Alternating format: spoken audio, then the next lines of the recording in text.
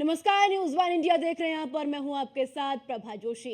बड़ी खबर दिल्ली से है, जहां बीजेपी शासित प्रदेशों के मुख्यमंत्रियों की बैठक है आज और इस बैठक में मुख्यमंत्री योगी आदित्यनाथ भी शामिल होंगे और प्रदेश के दोनों उप मुख्यमंत्री भी इस बैठक में शामिल होंगे।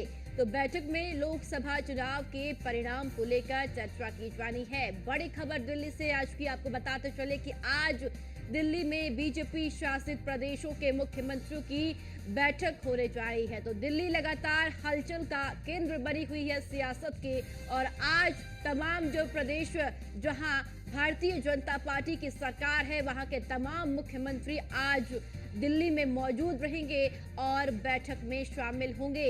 इसी के साथ आपको बता दें कि मुख्यमंत्री योगी आदित्यनाथ भी इस बैठक में शामिल होंगे, वहीं प्रदेश के दोनों ही उप मुख्यमंत्री भी इस बैठक में मौजूद रहेंगे और बैठक में लोकसभा चुनाव के परिणाम को लेकर भी चर्चा की जाएगी। तो उत्तर प्रदेश में जिस तरीके से बीजेपी का प्रदर्शन खराब रहा, उसको लेकर भी इस बैठक में चर्चा की जाएगी कि आखिर चूक कहां से हुई, आखिर हार का सामना उत्तर प्रदेश में कई सीटों पर कैसे करना पड़ा। तो कई केंद्रीय मंत्री चुनावी मैदान में पस्त हुए हैं, हार चुके हैं, इसकी चर्चा भी इस बैठक में की जानी है। इसी के साथ आपको बता दें कि प्रदेश के दोनों उप मुख्यमंत्री ब्रजेश पाठक और केशव प्रसाद मौर्य भी इस बैठक में शामिल होंगे।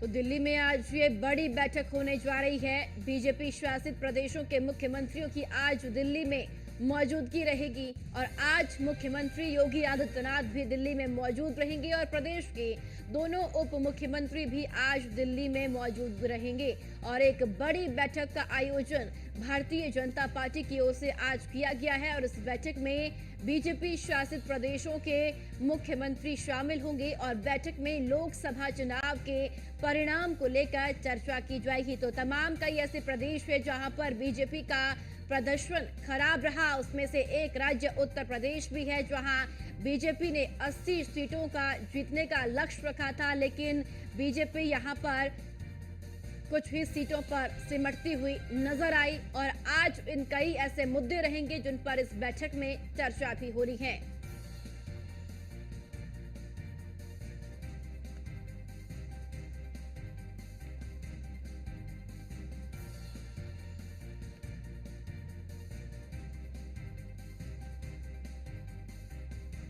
तो बड़ी खबर है आज की दिल्ली से, जहां आज बीजेपी शासित मुख्यमंत्रियों की बैठक होने जा रही है। जो है आपको बताते चले कि आज उस बैठक में बीजेपी शासित प्रदेशों के मुख्यमंत्री शामिल होंगे। इसी के साथ साथ आपको बताते चले कि इस बैठक में मुख्यमंत्री योगी आदित्यनाथ भी शामिल होंगे।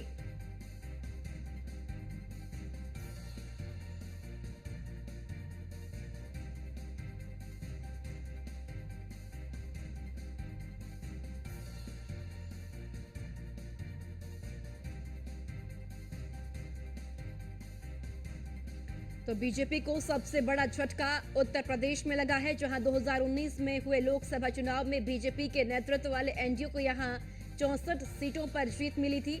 इसमें से 62 सीटें बीजेपी के खाते में आई थी, लेकिन इस बार एनडीए को यहां 36 सीटें हासिल हुई है, जिसमें से 33 सिर्फ बीजेपी को मिली है। एक तरह से यूपी में बीजेपी की सीटें आधी हो गई है और आज इन मुद्दों पर भी चर्चा होगी कि इन सीटों पर कैसे हार हुई है। तो कहीं ना कहीं बीजेपी को लोकसभा के चुनाव में उत्तर प्रदेश में बड़ा झटका लगा है, क्योंकि उत्तर प्रदेश में लोकसभा की सबसे ज्यादा सीटें 80 सीटें हैं और सभी की निगाहें उत्तर प्रदेश पर टिकी हुई थी और भारतीय जनता पार्टी की ओर से जोर शोर से प्रचार प्रसार उत्तर प्रदेश में किया गया था। और चलिए ज्यादा जानकारी के साथ अश्विनी द्विवेदी हमारे संवाददाता हमारे साथ जुड़ चुकी हैं। अश्विनी, आज बीजेपी शासित प्रदेशों के मुख्यमंत्री दिल्ली में मौजूद रहेंगे, बैठक में शामिल होंगे। मुख्यमंत्री योगी आदित्यनाथ की मौजूदगी भी इस बैठक में रहेगी। ये भी जरूर बताइएगा कि आज इस बैठक के जो महत्वपूर्ण बिंदु होंगे जिन पर चर्चा होगी वो कौन कौन से रहेंगे। बिल्कुल आज एक दिल्ली में एक बड़ी बैठक होने जा रही है जो भारतीय जनता पार्टी के शासित राज्य हैं वहाँ के मुख्यमंत्रियों को बुलाया गया। वहाँ के मुख्यमंत्रियों के साथ बैठक होगी, चुनावी समीक्षा होगी कि आखिर किस वजह से कहाँ पर बेहतर परफॉर्मेंस नहीं हो पाया। खासतौर पर निगाहें जो होंगी महाराष्ट्र पे होगी, उत्तर प्रदेश पे होंगी और राजस्थान पे होंगी, क्योंकि ये तीन राज्यों ने सबसे ज्यादा डेंट भारतीय जनता पार्टी को किया है। सबसे ज्यादा नुकसान जिसका भारतीय जनता पार्टी का हुआ उत्तर प्रदेश में हुआ। आधी सीटों पर उत्तर प्रदेश में भारतीय जनता पार्टी की 2019 में 64 सीटों पर जीती थी और वही अब जो है वर्तमान समय में वो जो है 33 सीटें मात्र भारतीय जनता पार्टी जीत पाए। हालांकि एनडीए को मिलाकर के जो 36 सीटें हैं भारतीय जनता पार्टी के। निश्चित तौर पर कहीं ना कहीं इसकी समीक्षा की जाएगी। तमाम जो महाराष्ट्र की बात करें, महाराष्ट्र में भी काफी नुकसान भारतीय जनता पार्टी हुआ।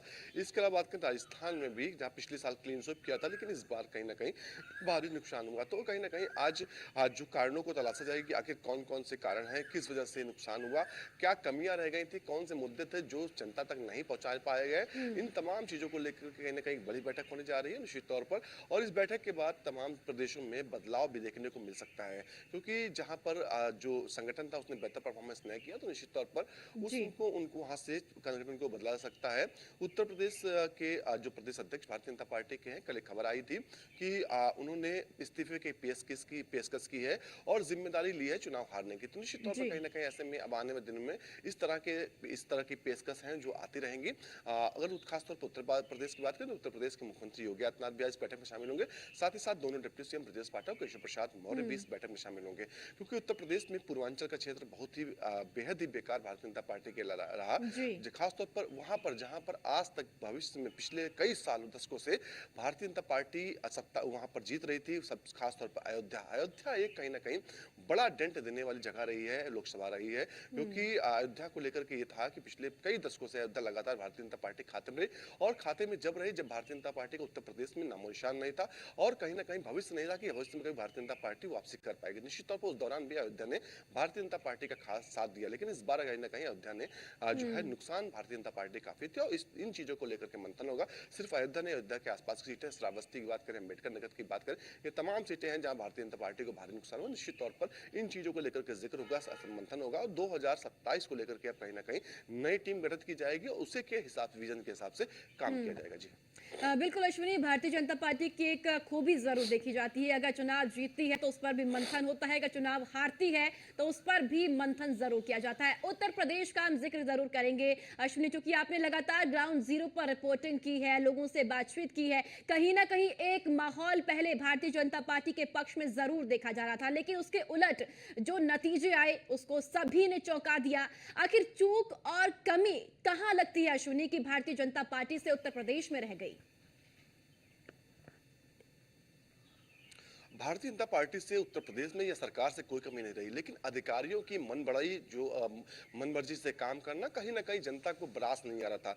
जनता चाह रही है कि जनप्रतिनिधि हैं उनकी सुनवाई हो, क्योंकि अमूमन देखने को मिलता है कि जनता परेशान होती है तो अपने विधायक, अपने सांसद के पास पहुंचती है और उनसे शिकायत करती है। लेकिन जब सांसद और विधायक की सुनी नहीं जाएगी, अधिकारी सुनेंगे नहीं, तो निश्चित तौर पर कहीं ना कहीं उनकी नाराजगी सांसद विधायक से भी होगी, साथ साथ अधिकारियों से भी होगी। और निश्चित तौर पर कहीं ना कहीं आप कहीं चाक चौराहे पर खड़े हुए आम जनता से बात करिए तो इस चीज का जिक्र जरूर होगा कि नाराजगी अधिकारियों की है। अधिकारी उत्तर प्रदेश सरकार चला रहे और कहीं ना कहीं उन्होंने इतना नुकसान कराया। भारतीय जनता पार्टी के जो कैडर है, जो कार्यकर्ता है, उनकी सुनवाई ना होना एक बड़ा नुकसान का कारण रहा है, क्योंकि अमूमन आप किसी साधारण कार्यकर्ता से बात करें तो उनका कहना है कि हम किसी काम को लेकर जाते हैं, कोई बात करते हैं तो सुनने वाला कोई नहीं है। आप किसी बड़े नेता के पास जाएंगे तो दूसरे नेता के पास वो भेज देगा। तो निश्चित तौर पर ऐसे में कहीं ना कहीं तमाम ये चीजें बनकर तैयार हुई जो नुकसानदायक साबित। हालांकि सरकार को लेकर या मुख्यमंत्री योगी आदित्यनाथ को लेकर के कोई भी आपको नाराजगी नहीं दिखाई पड़ेगी। आप उनसे बात करिए कि मुख्यमंत्री में कोई कमी है तो निश्चित तौर पर व्यक्ति कहेगा कि नहीं, मुख्यमंत्री के बेहतर मुख्यमंत्री है और उन्होंने पिछले 7 सालों में जो उत्तर प्रदेश में किया, संभावनाएं बहुत कम थी, वैसा हो पाएगा, लेकिन बदलाव उत्तर प्रदेश में हुआ।